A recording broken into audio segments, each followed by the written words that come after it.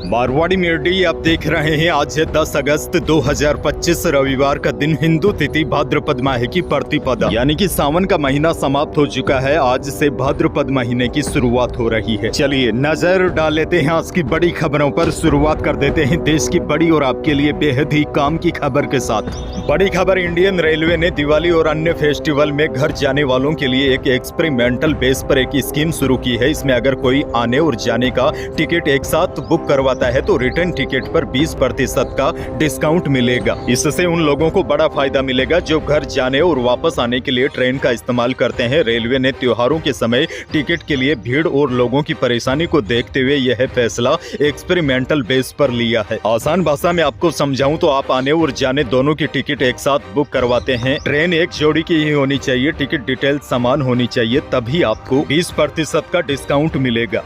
आगे बढ़ेंगे, आपके लिए एक और बड़ी और काम की खबर। ICICI बैंक के खाता धारकों को अब अपने अकाउंट में 50,000 रुपए का मिनिमम बैलेंस मेंटेन करना होगा। इससे कम बैलेंस होने पर ग्राहकों को पेनल्टी देनी पड़ सकती है। वैसे यह नियम 1 अगस्त 2025 से प्रभावी होगा। खाते में मिनिमम बैलेंस रखने की सीमा शहरों और गाँव में, मेट्रो सिटीज में अलग अलग है। बैंकों ने सभी में इजाफा कर दिया है। जैसे की मेट्रो और शहरी इलाकों में अब कम से कम 50,000 रुपए, सेमी अर्बन यानी कि अर्ध शहरी इलाकों में 25,000 रुपए और गांव में खुले खातों के लिए लिमिट अब 10,000 रुपए हो गई है। यानी कि आपका खाता ICICI बैंक में है तो आप कहां रहते हैं उसके हिसाब से आपको इतना मिनिमम बैलेंस तो रखना ही होगा।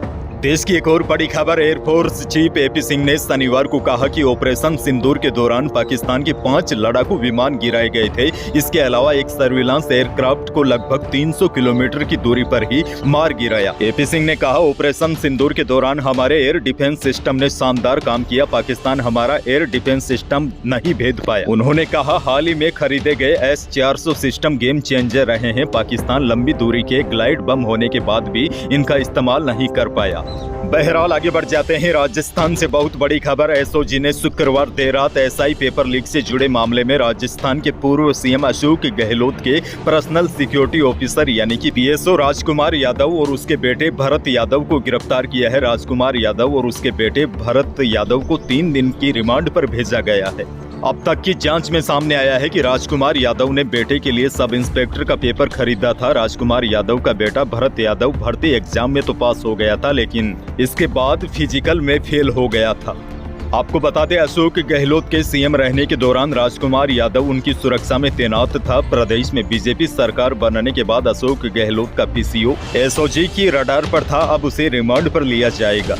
खैर आगे बढ़ जाते हैं। एक और बड़ी खबर, रक्षाबंधन के पावन पर्व पर राजस्थान सरकार ने प्रदेश की महिलाओं और बालिकाओं को एक खास सौगात दी है। कल 9 अगस्त के बाद आज 10 अगस्त 2025 को भी राजस्थान रोडवेज की बसों में महिलाओं के लिए मुफ्त यात्रा की सुविधा उपलब्ध रहेगी। यानी कि आज भी महिलाएं रोडवेज में फ्री में यात्रा कर सकेगी, जिससे करीब 8.5 लाख महिलाओं को सीधा फायदा होगा। अच्छा, बड़ी खबर आपको यह भी दे दूं, रक्षाबंधन के चलते प्रदेश के अधिकांश जिलों के बस स्टैंड पर महिलाओं की भारी भीड़ दिखी। लोग बस में चढ़ने के लिए गेट पर लटकते नजर आए। इनमें महिलाएं भी शामिल थी। वहीं बस स्टैंड पर भीड़ के बीच जेब कतरे भी एक्टिव रहे। जेब कटने से परेशान यात्री पुलिस अफसरों को ढूंढते रहे। वहीं जयपुर ने लोगों को महिला की चेन खींच रहे एक बदमाश को पकड़ लिया। मौके पर ही उसकी जमकर पिटाई कर दी। खैर बड़ी खबर देखिए, राजस्थान में एक बार फिर भूकंप के झटके महसूस किए गए। सिरोही में शनिवार को 9:03 पर भूकंप के झटके महसूस किए गए। दहशत में लोग घरों से बाहर निकल गए। माउंट आबू, गिरवर, आकरा भट्टा, मानपुर सहित कई जगहों पर झटके महसूस किए गए। राहत की बात यह है, अभी तक किसी प्रकार की जनहानि की खबर नहीं है।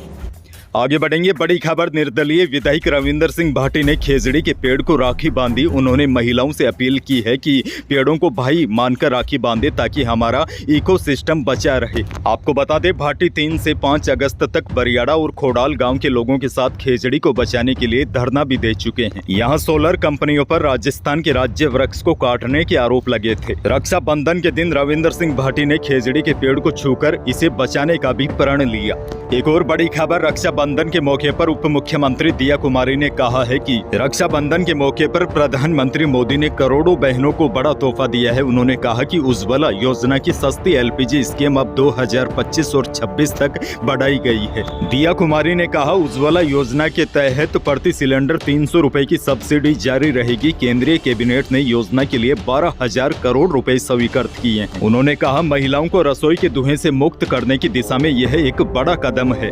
वैसे आपको बता दूं, डिप्टी CM दिया कुमारी ने जवानों के साथ रक्षाबंधन का पर्व मनाया। बहनों ने इस दौरान वीर सैनिकों की कलाई पर रक्षा सूत्र बांधा। राजस्थान से एक और बहुत बड़ी खबर। झालावाड़ में स्कूल के कमरे की छत गिरने से 7 बच्चों की मौत के बाद सरकार अब अलर्ट मोड पर आ गई है। शिक्षा मंत्री मदन दिलावर ने कहा कि हमने अफसरों को निर्देश दिए हैं कि अब किसी भी स्कूल की नई बिल्डिंग बनेगी तो उस पर निर्माण की तारीख और एक्सपायरी डेट लिखी जाएगी और जैसे ही बिल्डिंग की अवधि पूरी हो जाएगी, अवधि पूरी होते ही बिल्डिंग को गिरा देंगे। शिक्षा मंत्री मदन दिलावर शनिवार को आदिवासी दिवस पर रंगबाड़ी स्थित कोटिया भील की प्रतिमा पर माल्यार्पण कार्यक्रम में पहुंचे थे। इसी दौरान उन्होंने ऐलान करते हुए कहा कि स्कूल की नई बिल्डिंग बनेगी तो उस पर निर्माण की तारीख और एक्सपायरी की डेट भी लिखी जाएगी। जोधपुर से बड़ी खबर। बाबा रामदेव के दर्शन करने के लिए रुणेचा मेले में जाने वाले यात्रियों की आवागमन सुविधा में बढ़ोतरी करते हुए रेलवे ने आज 10 अगस्त से एक और रामदेवरा मेला स्पेशल ट्रेन चलाने का निर्णय लिया है। बिना रिजर्वेशन वाली यह ट्रेन 31 अगस्त तक कुल 22 फेरे करेगी। झुंझुनू से बड़ी खबर। खेतड़ी के सरकारी हॉस्पिटल में बदमाशों ने हमला कर दिया। लाठी सरियों से मरीज, डॉक्टर और कर्मचारियों के साथ मारपीट शुरू कर दी। बताया जा रहा है बदमाश आधी रात इमरजेंसी में घुस गए और जमकर तोड़फोड़ की। इस दौरान डॉक्टर और स्टाफ को धमकाया। घटना रात करीब 1 बजे की है। घटना के बाद से ही आरोपी फरार है। अब पुलिस आरोपियों की तलाश में जुटी है। आगे बढ़ेंगे। जयपुर से बड़ी खबर। रक्षाबंधन पर मिलावटखोरी के खिलाफ बड़ी कार्रवाई की गई। जयपुर में 1800 किलो नकली पनीर जब्त किया गया और 3 लोगों को गिरफ्तार भी किया गया। स्वास्थ्य विभाग के खाद्य सुरक्षा अधिकारी विनोद कुमार शर्मा और नरेश कुमार की टीमों ने मौके पर पनीर की जांच की, जिसमें घटिया सामग्री व दुर्गंध पाई गई। आरोपियों की सहमति से 1800 किलो नकली पनीर मौके पर ही नष्ट कर दिया गया। आगे बढ़ेंगे। एक और बड़ी खबर। राज्य में यूरिया DAP की कमी को लेकर उठे मामलों के बाद कल कृषि एवं औद्यानिक विभाग के शासन सचिव ने कहा कि राज्य में अभी भी 1.70 लाख मीट्रिक टन यूरिया का स्टॉक अलग अलग जिलों में पड़ा है। उन्होंने कहा कि जिन जिलों में स्टॉक की कमी है, आने वाले 2 से 3 दिनों में उपलब्धता सुनिश्चित करवा दी जाएगी। शासन सचिव राजन विशाल ने बताया कि यूरिया का सबसे ज्यादा स्टॉक गंगानगर में 18,777 MT, जोधपुर में 12,971, टोंक में 11,900, नागौर में 8851, बारा में 8583 MT यूरिया पड़ी है। अब देखिए, बड़ी जानकारी यह है, इतना स्टॉक यूरिया का पड़ा है, उसके बावजूद भी किसानों को परेशान होना पड़ रहा है। मौसम को लेकर बड़ी जानकारी। प्रदेश के पूर्वी जिलों में शनिवार को बारिश हुई। जयपुर, अलवर, भरतपुर, करौली और डूंगरपुर के कई इलाकों में हल्की से मध्यम दर्जे की बारिश हुई। मौसम के इस बदलाव से पूर्वी जिलों में उमस बढ़ गई है। इधर पश्चिमी राजस्थान के श्रीगंगानगर और बीकानेर में 38 डिग्री तापमान दर्ज हुआ। अब देखिए, बड़ी जानकारी यह है, मौसम विज्ञान केंद्र जयपुर ने आज 10 अगस्त से 12 अगस्त तक राज्य में मौसम साफ रहने का अनुमान जताया है। वहीं 13 अगस्त को कोटा, अलवर समेत पूर्वी राजस्थान के 9 जिलों में बारिश का येलो अलर्ट है, जबकि पश्चिमी राजस्थान के लोगों को बारिश का लंबा इंतजार करना पड़ सकता है। 15 अगस्त के बाद ही यहां पर बारिश की संभावना है। मौसम विभाग के ताजा अपडेट के अनुसार 17 या 18 अगस्त से एक मजबूत मौसमी तंत्र बनेगा, जिसकी वजह से एक बार फिर राजस्थान के अधिकांश भागों में मानसून एक्टिव होगा। कहीं कहीं पर तेज या भारी बारिश का दौर शुरू होने की संभावना बनेगी, लेकिन फिलहाल इस मजबूत वेदर सिस्टम के लिए 7 या 8 दिनों का और इंतजार करना पड़ सकता है। अंत में आपको एक और बड़ी जानकारी दे दूं, बेंगलुरु में देश का दूसरा सबसे बड़ा क्रिकेट स्टेडियम बनेगा। कर्नाटक के मुख्यमंत्री सिद्धारमैया ने बेंगलुरु के पास नया क्रिकेट स्टेडियम बनवाने की घोषणा की है।